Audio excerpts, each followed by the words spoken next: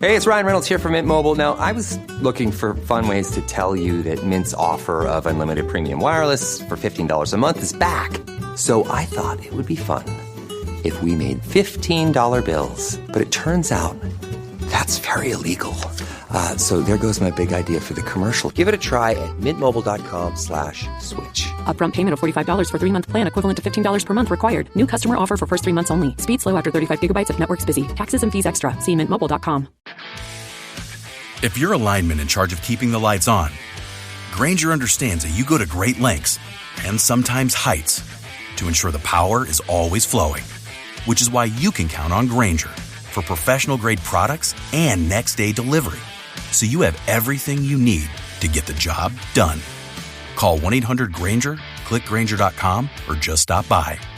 Grainger, for the ones who get it done. It's the 77 WABC News Hour. Talking the news with Noam Laden. All the news you need to know with Joe Nolan, traffic, Justin Ellick, sports. And now, Talking the news with Noam on 77 WABC. Yes, that's me. Good morning. It's 5 o'clock and it's Friday, August 22nd. Your forecast from the 77 WABC Weather Center.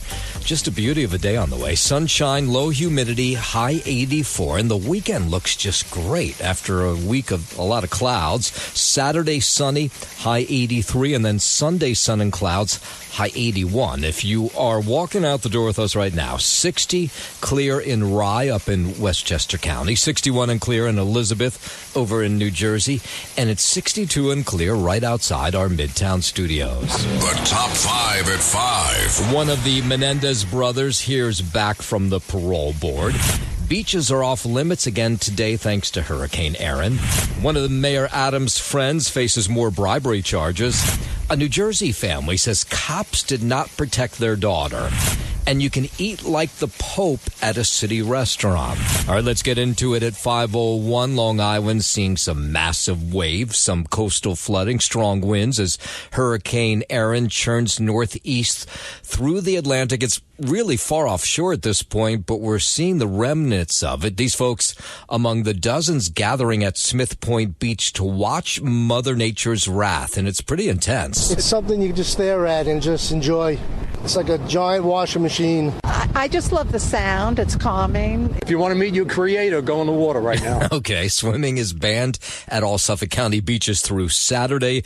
Erosion, storm surge, flooding, especially of concern on the South Shore in locations like Montauk, Fire Island, Southampton. Crews say they're ready with thousands of cubic yards of sand in the event of beach erosion. It was scary. It was really scary. That's only words I can describe it as.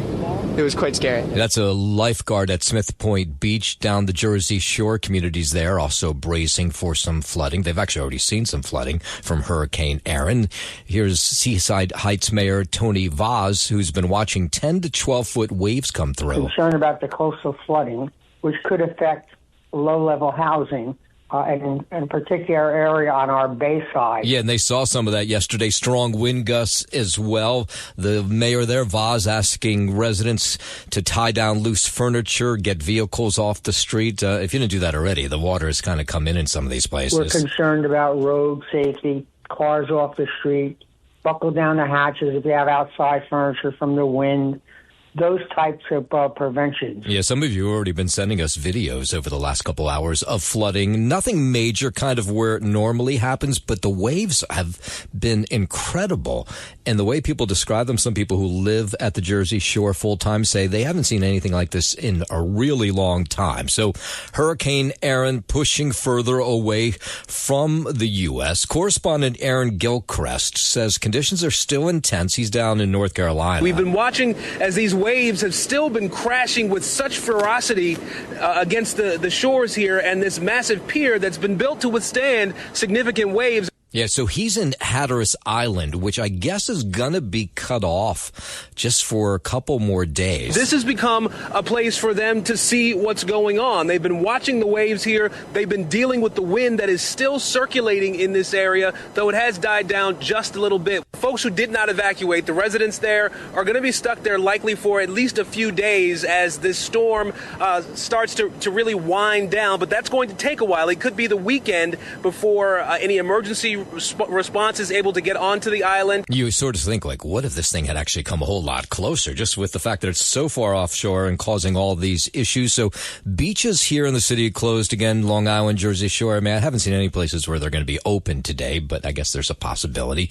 In Long Beach yesterday, they were letting experienced surfers go out into the water, but everybody else was told to stay far away.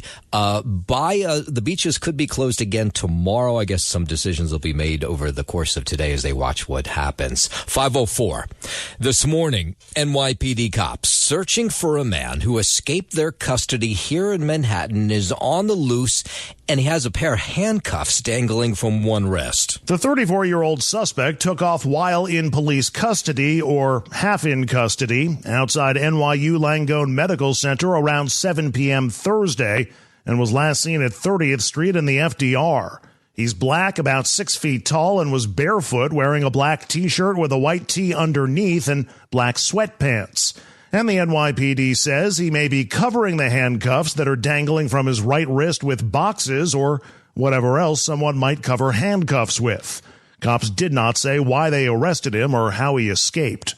Andrew Whitman, NBC News Radio, New York. 5:05, a local New York City reporter telling her side of the story after she was given that potato chip bag filled with cash from one of Mayor Adams' allies. Katie Honan, she's a reporter with the city, says she met with Winnie Greco for a conversation at a Whole Foods after a mayoral event, and that's where that bag of potato chips was handed to her. She said she didn't even want the potato chips. And right at the foot of the subway was when I looked in the bag for the first time, and that's when I saw this red envelope. And for a second, I did recognize it, but for a second I thought it was, a piece of information or you should look into this person. But as soon as I saw it was money, I just panicked. Yeah, I don't blame her. Greco's lawyer says giving money is a cultural sign of friendship. Meantime, a spokesperson says the mayor, shocked by the reports, had no prior knowledge. More from this reporter, Katie Honan. My friends don't give me money.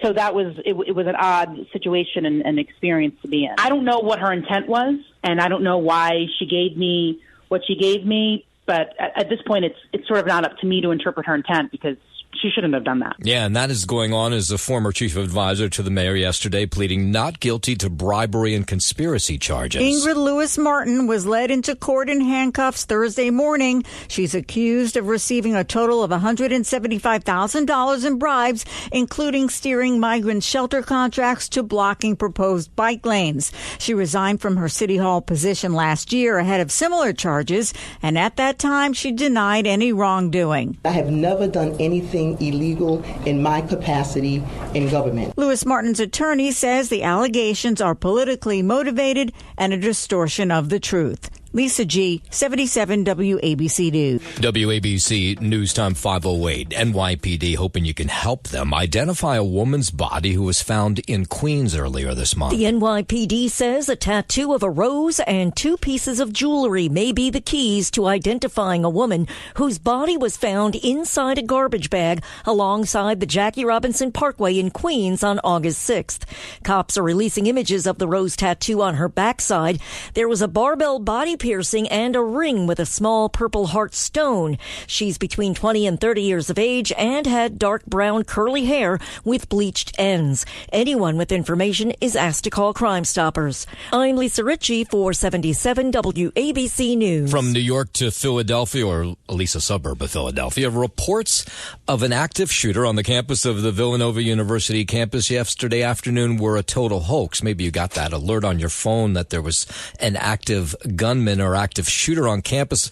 It wasn't true, but it was taking place as students were moving on to campus to start a new school year. There was a call that came in around 4:30 this afternoon to law enforcement, to 911 center, saying that there was an active shooter in the building, in the law school building, and that there was a victim, at least one victim, who was wounded.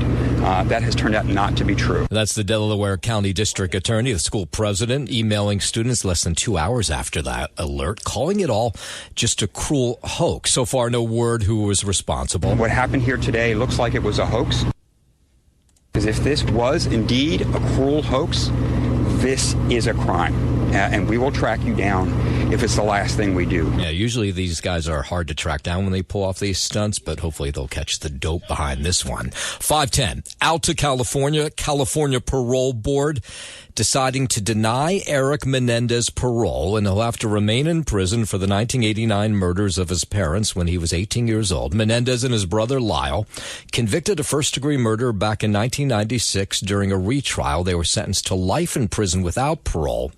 And after a year-long battle, the Menendez brothers were resentenced last year to 50 years to life with the possibility of parole. So that's what triggered this parole hearing yesterday. So his hearing lasted 10 hours, so it was exhaustive. The hearing was virtual for Eric. He took part from a laptop at the correctional facility in San Diego where he is. Here's a legal analyst, Josh Ritter, who says he's not surprised that the parole board denied Eric Menendez his appeal. It seemed like everything up until now had gone in their favor, but really, when you consider the crimes, not all that surprising. The only thing that he can actually have an effect on over the next 3 years before he has a hearing is whether or not he has any more violations while he's in custody, because the circumstances of the crime itself, the murders, are not going to change. Yeah, so the board said at issue were Menendez's burglaries before the murders, the use of cell phones in prison. I guess they were smuggled in, apparently. And, of course, the biggest one is the murder of his mother, right? He has claimed all these years that his father had abused him, and that's why he murdered his father.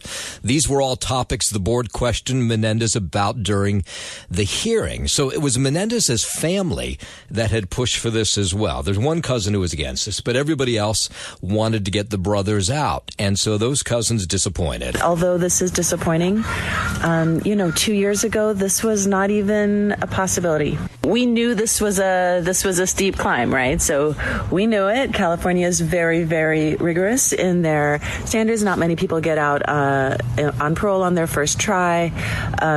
So it wasn't entirely a surprise. So the parole board told Eric Menendez that he can retry in 3 years again. Lyle Menendez, he goes before the parole board today. My guess is it'll be the same sort of exhaustive 10-hour hearing, but he probably already guesses what the outcome is going to be. I imagine that Lyle and his team are discouraged to see them give such an effort for this and still come up short. So it's probably a good indicator as how things may turn out. Now, Governor Newsom can overrule the parole board and free the brothers, but that's not likely to happen. 5:13, down to Washington. President Trump meeting with law enforcement in D.C. yesterday, thanking those officers for cooperating with the federal takeover of the city's police department as part of his crackdown on crime there. Some incredible results. The results have come out. And it's like a different place. President says crime way down since that operation began a week ago. When people come in from the airport all the way to the Capitol or the White House or any place else they go, and they're going to say, boy, this place is spotless. And while we're talking about the president, he's reportedly pressuring Russia and Ukraine to organize a meeting between their leaders without playing a role himself. That's according to administration officials. But correspondent Rafe Sanchez reports that could be kind of a tall order. President Trump wants Zelensky and Putin to sit down together at the table. That's something that has not happened since the beginning of the full-scale invasion back in February of 2022. And the Kremlin at this point is refusing to commit to a meeting like that. The president talked up the possibility of the meeting between Russian President Vladimir Putin and Ukrainian President Volodymyr Zelensky after meeting with both leaders separately. Of course, one in Alaska 7 days ago, and then on Monday with Zelensky. The president has been pushing for a peace deal to end the 3.5-year-old war when Russia launched that massive invasion of its neighbor. Rafe Sanchez reports in the meantime, Russia has launched one of its biggest aerial attacks of the year on Ukraine. The Ukrainian military says more than 500 drones and some 40 missiles were launched at targets all over the country, including near the city of Lviv, which is all the way in western Ukraine. It is hundreds of miles from the front line. At least one person was killed there, according to President Zelensky. As President Trump continues his efforts to reach a peace deal, Russia is stepping up its attacks on Ukraine. Overnight, it launched another massive aerial bombardment. This is one of the largest of the entire year. Now, there had been talk of of a trilateral meeting between the presidents, Zelensky, Putin, and Trump in Budapest, Hungary. Haven't heard a whole lot more about that since, but there was talk of setting up some sort of meeting in the next 2 weeks. Whether all this military action in the last 24 hours will kill that prospect, that remains to be seen. All right, in a moment, we are going to tell you about this massive penalty against the president that has been dropped. We'll get into that in just a moment. But first, 5:15, let's head over to the 77 WABC Sports Desk. Happy Friday. Good morning, Justin Ellick. Happy Friday. Good morning to you, Noam Layden. We'll start here with some baseball out in the Bronx. Yanks fell 6-3 to the Red Sox in the opener of a 3-game series with Boston. Ben Rice homered. Paul Goldschmidt hit an RBI single for the Yankees, whose fourth 5-game winning streak, was stopped, and who lost for the fourth time in their past 13 games. New York starter Luis Gil allowed 2 runs, 1 earned, and 4 hits in 5 innings. He issued 5 walks in his 4th start since returning from a lat strain, but it was the defense that once again let down New York last night, with the Yankees committing a total of 4 errors en route to the loss. Up next for the Yanks, now 4.5 games back of the first-place Toronto Blue Jays in the division, and now just a half game up on Boston for the AL's first wildcard spot. The ace Max Fried will get the start in tonight's Game 2 of this 4-game series against the Red Sox. First pitch from the Bronx is scheduled for 7:05. In Washington, D.C., the Mets dropped their second straight in the form of a 9-3 loss to the Nationals, dropping 2 of 3 to the NL East bottom feeders. Francisco Lindor broke the Mets franchise record for leadoff homers in a season with his 8th. It was his 25th homer of the season and 28th career leadoff shot. Starling Marte also homered for the Mets, who didn't have regulars Brandon Nimmo and Jeff McNeil in the lineup due to nagging injuries. McNeil struck out looking as a pinch hitter in the 8th. Mets slugger Juan Soto went 1 for 12 with 6 strikeouts in the series against the club that signed him, of course, as a 16-year-old in 2025. New York has lost 16 of 21, and it's fallen 7 games behind first-place Philadelphia in the division. Up next for the Mets, now just a half game up on Cincinnati for the 3rd and final NL wildcard spot. The rookie Nolan McLean will make his 2nd career start in tonight's opener of a 3-game series in Atlanta over the weekend. First pitch against the Braves is scheduled for 7:15 p.m. And to the NFL at MetLife Stadium, Cam Scatterbo saw his first game action for the New York Football Giants, and Jackson Dart had an eventful preseason finale by throwing a touchdown pass and clearing concussion protocol following a big hit, with reserves playing much of a 42-10 rout of the New England Patriots last night. Scatterbo started at running back after missing much of training camp because of a hamstring injury setback and had 3 carries for 12 yards.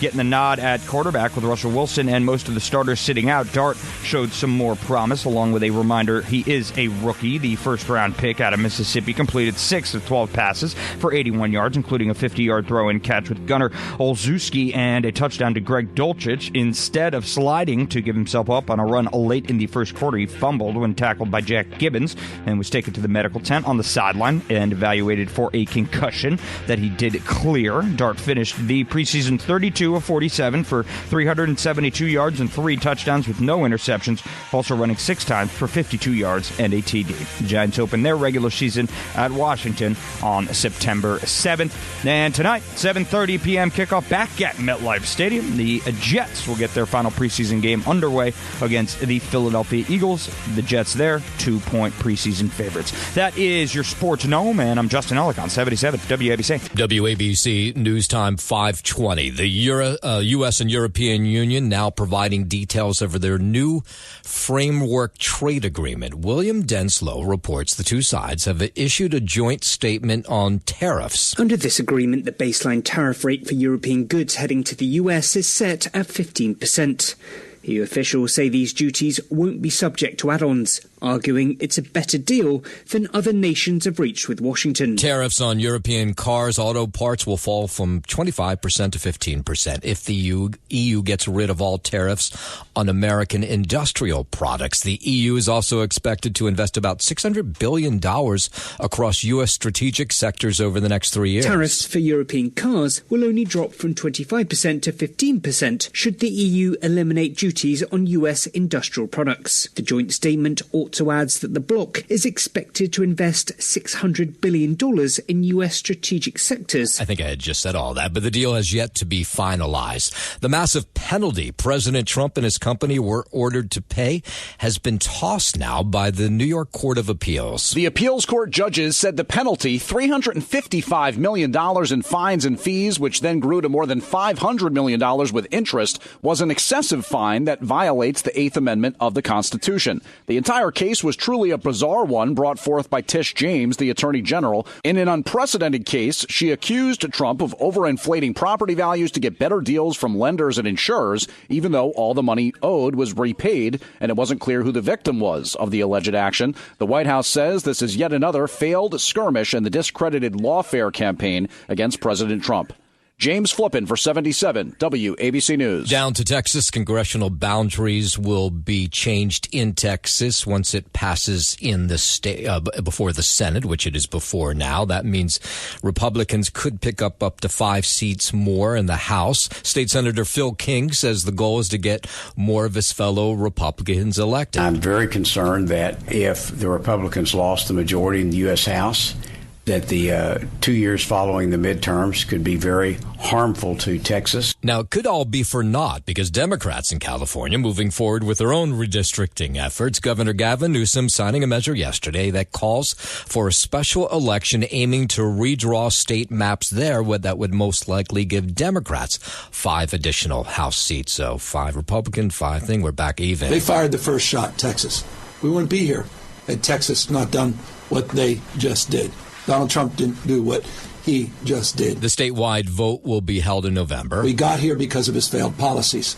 Those are being exposed hour by hour, reinforced today by Walmart announcing they'll be raising prices because of the tax increases, because of the tariffs. Because when all things are equal, we're all playing by the same set of rules, there's no question that the Republican Party will be the minority party in the House of Representatives next year. 523, the congressman leading the GOP probe of former President Biden's mental fitness says he heard important testimony yesterday. This was a huge interview today. James Comer says Ian Sams, the former special assistant to President Biden, was being shielded from the former president, which raised concerns about who was calling the shots and using Biden's auto pen. Comer says Sams only had 2 interactions with Biden and was given bullet points from legal counsel whenever he spoke to the press.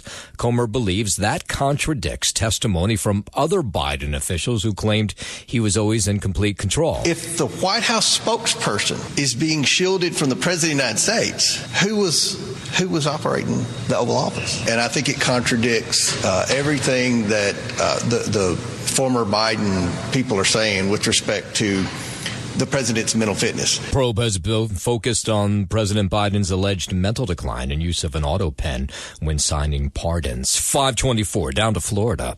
A federal judge in Miami has ruled that no more detainees can be sent to Alligator Alcatraz. The order issued Thursday night also requires much of the detention facility in the Florida Everglades to be dismantled within 60 days. The ruling upholds an injunction that was requested over alleged violations of the National Environmental Policy Act. Court records show the state of Florida plans to appeal. I'm Tammy Trujillo. New survey finds illegal immigration hit a record high in 2023. The Pew Research Center found that 14 million immigrants came into the U.S. after the COVID-19 pandemic and Biden policy changes. The surge of immigrants came from 2021 to 2023 during the pandemic fallout that especially impacted poorer countries. California, Texas, Florida, and New York saw the most illegal immigrants come to their states. I'm Brian Shook. Investors going to be watching for any clues on interest rates as Jerome Powell delivers what will likely be his last address as Fed chair this afternoon. Economic reporter Kevin Cirilli is at the Federal Reserve's conference, which is taking place in Jackson Hole, Wyoming. What they hope will provide some clarity and clues around his decision on whether or not he will cut rates in September. It's widely expected the Fed will cut rates in September, but Cirilli cautions that Powell remains pretty wary about President Trump's tariffs and the uncertainty they present to the market. This is likely his last speech, given that his term runs out. But it's a time when he's facing significant pressure. should he speak and be critical of the tariffs in his remarks in his final speech, that could inject more volatility into President Trump and his dynamics. President Trump has been a long time, since taking office again, has been a very harsh critic of Jerome Powell. The WNBA has set a new all-time attendance record this season. The league says more than 2.5 million fans have attended games this season as of Wednesday. That number was reached earlier in the season this year than the previous record. In 2002, the record was set with 16 teams across 256 games, while this year's mark was reached in just 226 games with 13 teams. The WNBA's regular season wraps up on September 11th. I'm Tammy Trujillo.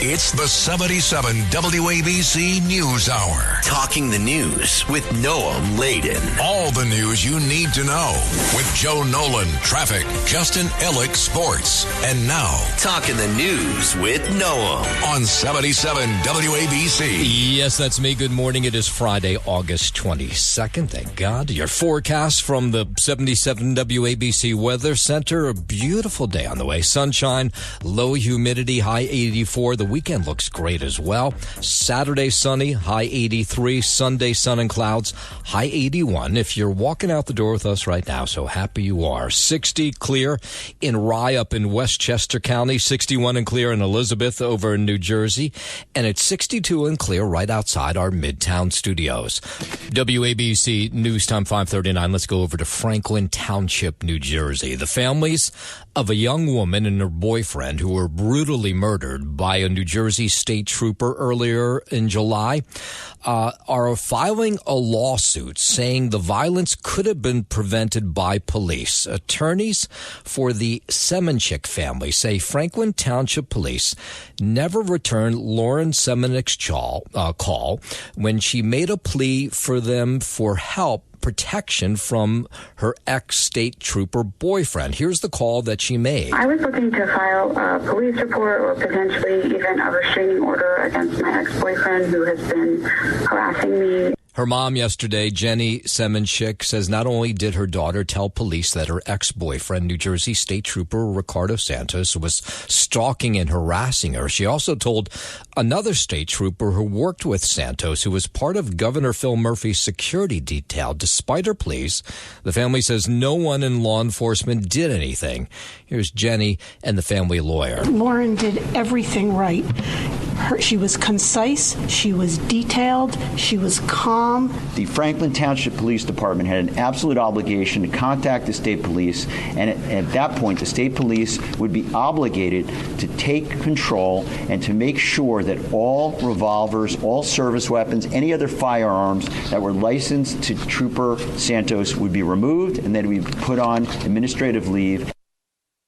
So the question the family is asking, why did state troopers protect this individual? The family announcing a notice of a lawsuit against the police department and the state police. Lauren Semenchik and her boyfriend Tyler Webb were shot to death. This was on Friday, August 1st, outside their Upper Kingtown Road home after Santos had followed her home. Neighbors frantically called 911 at the sound of gunshots. My boyfriend and I just heard something very strange. We heard gunshots and also screaming. Now, according to reports, one police car drove down the road that Friday evening, but never went to the house or even checked with those on the street who called. Semenchik and Webb's bodies were actually discovered outside by her father more than 17 hours later. And as a result of the handling of this tragedy, the Hunterdon County Prosecutor's Office has assumed control of the Franklin Township Police Department as they investigate. The family, they want everyone that they believe could have prevented the murders to be held responsible. She was failed by every single law enforcement agency that she went to for help. Blue wall of silence is where police officers protect their own. Even when there's allegations against one of them, they look the other way. Now, her boyfriend's family, they've also signed on to this lawsuit. It's expected to be filed within the next 6 months. 5:42. Hurricane Aaron causing flooding along coastal areas in Queens and on Long Island overnight. Several streets underwater in Howard Beach. Significant flooding along a street in Far Rockaway. Aaron, churning dangerous waves, rip currents, but surfers just couldn't resist, and some of them were out in the Rockaways yesterday. City beaches will be closed again today for swimming. Down the Jersey Shore, a lot of beaches will be closed there as well. Here's some folks watching it all. They said, boy, the ocean really powerful, especially in places like Asbury Park. I grew up in New Jersey. These are probably the biggest waves I've seen. It's kind of good that the beaches are closed. We don't know if the water is going to come closer to like the railing, and we don't know if it's going to cause a flood. It's been a long week for anybody who is vacationing down the Jersey Shore, hoping for good weather. They'll get good weather today, but they still won't be allowed in the ocean. It's going to be sunny, so we're going to do some tanning time at the pool. Yeah. That's it. Redemption. And at LBI, where we've seen some flooding overnight, a lifeguard there going to be back out on the sand, keeping people away. These waves are 6, 7, 10 feet tall, and they are dropping right onto the sandbar. So, speaking from experience, it's not fun at all. It's extremely dangerous. Just absolutely, could kill you. On Long Island, high tide flooded Jones Beach, and in Freeport, streets near the beach also flooded last night. Images show ankle-deep water in some areas. On Long Beach, they were letting surfers into the water, the more experienced ones. I've never seen anything like this in my life here. Wow. It's amazing. So we got extreme high rip currents. There was absolutely no bathing in the water. And the swimming ban at New York City beaches prompted by rip currents going to be in effect again today as people there. Here's a guy on Coney Island was watching this all yesterday. He said the waves really powerful there as well. I've seen how fast somebody can get swept out even in this much of water. I mean, you lose your step or you slip, and all of a sudden you're getting pulled out. Yeah, Mayor Adams posting on X yesterday video of the high waves at Coney Island and that announcement that swimming at city beaches will be prohibited today and maybe even likely tomorrow. 5:44. A sixth death has now been announced in the Legionnaires' disease community cluster in central Harlem. There are now 6 people who have died, 111 confirmed cases, 7 are currently hospitalized. The New York City Health Department currently investigating an outbreak of Legionnaires' disease in central Harlem involving a number of zip codes. In the wake of the deadly Legionnaires' disease outbreak in Harlem, the state health department says it's going to undertake a thorough review of the city's response. And as we've told you over the last couple of days, a number of lawsuits have been filed by some people who've come down with Legionnaires, and you can expect other lawsuits from others, I imagine, in the coming weeks and days. 5:45. Let's head over to the 77 WABC Sports Desk, and here's Justin Ella. Thank you, Noam Layden. Start here on the diamond in the Bronx. The Yankees fell 6-3 to the Red Sox in the opener of a 3-game set with Boston. Ben Rice, or 4-game set, I should say, with Boston. Ben Rice homered. Paul Goldschmidt hit an RBI single for the Yankees, whose 4th 5-game winning streak was stopped and who lost for the 4th time in their past 13 games. New York starter Luis Gil allowed 2 runs, 1 earned, and 4 hits in 5 innings. He issued 5 walks in his 4th start, I should say, since returning from a lat strain. But it was the defense that once again let down New York last night. The Yankees committing a total of 4 errors, 3 in 1 inning. That second inning was really just diabolically embarrassing and wrapped with a loss. I'd rather watch these Little League kids, that are on the verge of this final here. Yes, Saturday, Fairfield will play for the American League Championship. Yeah, I would imagine they play better defense than the New York Yankees right now. At this point, maybe. That's not even a joke. It sounds like it, but I think... Well, they're 45-0. That's incredible. That Connecticut Little League. That is incredible. Isn't that outrageous? Man, that's a lot of games for these kids to play in one summer. 45-0. Sheesh. I don't know how far back that dates back. Could be, maybe that's last summer too, but 45 straight games they've won. Wow. All right. Well, how about that? Rooting for them down in Williamsport. Up next for the Yankees, they're now 4.5 games back of the first place Blue Jays in the division, and now just a half game up on Boston for the AL's first wildcard spot. The ace Max Fried will get the start in tonight's Game 2 of this 4-game series against the Red Sox. First pitch from the Bronx is scheduled for 7:05 p.m. In Washington, D.C., the Mets dropped their second straight in the form of a 9-3 loss to the Nationals, dropping 2 of 3 to the NL East bottom feeders. Francisco Lindor broke the Mets franchise record for leadoff homers in a season with his 8th. It was his 25th homer of the year, and then 28th career leadoff shot. Starling Marte also homered for the Mets, who did didn't have regulars Brandon Nimmo and Jeff McNeil in the lineup due to nagging injuries. McNeil struck out looking as a pinch hitter in the 8th. Mets slugger Juan Soto went 1 for 12 with 6 strikeouts against his former club over the course of the series. New York has lost 16 of 21 and have fallen 7 games behind first place Philadelphia in the division. Up next for the Mets, now just a half game up on Cincinnati for the third and final NL wildcard spot. The rookie Nolan McLean will make his second career start in tonight's opener of a three-game series. In Atlanta over the weekend. First pitch against the Braves is scheduled for 7:15 p.m. To the NFL at MetLife Stadium, Cam Scatabo saw his first game action for the New York Football Giants, and Jackson Dart had an eventful preseason finale by throwing a touchdown pass, then clearing concussion protocol following a big hit, with reserves playing much of a 42-10 rout of the New England Patriots. Last night, Scatabo started at running back after missing much of training camp because of a hamstring injury setback, and had 3 carries for 12 yards, and getting the nod at quarterback with Russell Wilson and most of the starters sitting out. Dart showed some more promise, along with that reminder that he is a rookie, failing to slide on a run late in the first quarter. He fumbled when tackled by Jack Gibbons and was taken to the medical tent on the sideline to be evaluated for a concussion. He did clear that test. Dart finished the preseason 32 of 47, passing for 372 yards and 3 touchdowns with no interceptions, also running 6 times for 52 yards and a touchdown. The Giants open their regular season at Washington on September 7th, and you do have a kickoff tonight to look forward to as well. 7:30 p.m. back at MetLife Stadium. The Jets will get their final preseason game underway against the Philadelphia Eagles. That is your Sports Gnome, and I'm Justin Ellick on 77 WABC. WABC News Time 5:50. Let's go out to the campaign for mayor. Mayor Adams insisting yesterday he's not accused of anything in this latest round of indictments against his former top advisor, Ingrid Lewis Martin. His opponents in the race for mayor, of course, having a good time with this new bribery scandal. Lewis Martin's accused of running a corruption scheme with tentacles reaching across the city, exchanging political favors for $75,000 in bribes, including thousands of dollars in seafood and an acting role opposite Forrest Whitaker.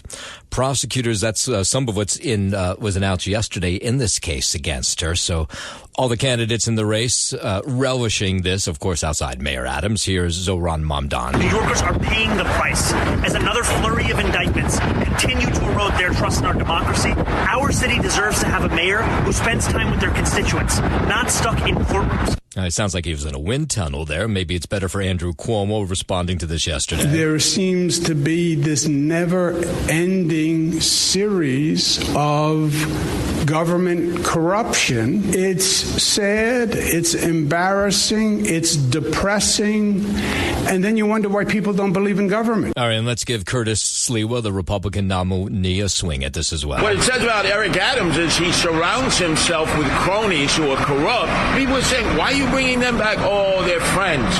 Yeah, friends who like to put their beak in the trough. They're hopelessly corrupt. Of course, there's much in this new case to remind voters of the corruption charges against Mayor Adams that were ordered dropped by the Trump administration, and political analysts watching this as well. You have a constant drumbeat, and this is not something that a campaign can sustain at all. And the mayor, don't forget, is way down in the polls to begin with and going down. Now, the mayor insists, of course, that he's done nothing wrong. He put out a statement yesterday. That taking place as we were hearing from Katie Honan. She's that reporter for the city who got a potato chip bag, sour cream and onion, if you want to know what kind of potato chips it was, filled with cash from one of Mayor Adams' allies, a woman who was working on his campaign as a volunteer. Her name is Winnie Greco. So she ran into Winnie Greco at an event up in Harlem, and Winnie told her she had this bag of potato chips for her, or a snack for her, and she thought it was kind of strange. She didn't open that bag until she got down on the subway, Katie Honan, the reporter says. Here she was talking about this yesterday. And right at the foot of the subway was when I looked in the bag for the first time, and that's when I saw this red envelope. And for a second, I did recognize it, but for a second I thought it was, a piece of information, or you should look into this person. But as soon as I saw it was money, I just panicked. Greco's lawyer says giving money is an Asian cultural sign of friendship. That's their talk. Meantime, a spokesperson says the mayor is shocked by the reports. More from Katie Honan, who says that this was awfully strange. And yes, it is. My friends don't give me money. So that was, it was an odd situation and experience to be in. I bet. I don't know what her intent was, and I don't know why she gave me what she gave me, but at this point it's sort of not up to me to interpret her intent, because She shouldn't have done that. Mayor Adams' campaign saying that Greco no longer with them as an advisor. 5:54. Nearly a dozen people arrested in a massive marijuana bust up in the Bronx yesterday. Cops recovered more than $5 million worth of illegal cannabis products from a home on Timpson Place. And we hear from neighbors. They said this home was like Grand Central Station. That's how one of them described it, how many people were coming in and out. And they couldn't figure out what was going on, so they tipped off the cops, and the cops came in and they found just tons of illegal weed being sold out of the home. Unlicensed cannabis operations like this one pose significant health risk. They could be potentially selling unregulated and untested product that can make people sick and also cause overdoses. This was a joint investigation by the New York City Sheriff's Department, NYPD. 11 people arrested, ranging in age from 22 to 65 years old. 2,000 pounds of cannabis, $20,000 in cash, one illegal firearm. The suspects that were taken in, you won't be surprised to hear, 21 prior arrests among them. One of the individuals has 9 priors alone. The location was closed for some time. They came back, right? So somebody rented them. Actually, somebody owns the building, gives them access. So just as I said, this will be an ongoing investigation into the ownership and who allowed them to be here. Yeah, so there's 11 people behind bars this morning. Fairfield, Connecticut, advancing to the Little League World Series championship game on Saturday. A big excitement, of course, for Connecticut. The team beat Vegas on Wednesday to make it to that final round. Here's the team's manager, who's all pumped up for Saturday. We've been playing some incredible ball. If you want to call it magic, so be it. Some voodoo, I don't know, but it feels good to be here. Yeah, good luck to them on Saturday. A lot of us, I'm sure, will be watching. The great New York State Fair underway through Labor Day upstate. Governor Hochul was there to kick things off on the fairgrounds in Syracuse. So this fair is about fun and showcasing our great attractions, stop at all the New York State-sponsored buildings, but also go to the Native American village, go to the Pan-African village. Visitors can also check out, for some reason people are always fascinated by this, which I don't really understand why, but the 800-pound butter sculpture will be back this year. I mean, you see it and it's made out of butter. You're like, okay, big deal.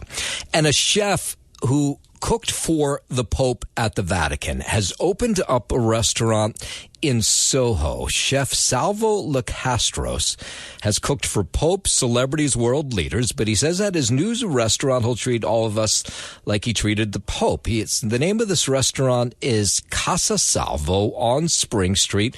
Here's the chef talking about what he's cooking up. I prepare the food the same for everywhere. I smile the same for everywhere. Normally it's a very big satisfaction for my life, for my work. Now, good luck getting a reservation at this place. He serves meatballs straight from Sicily. He has his signature fettuccine that apparently the Pope loved.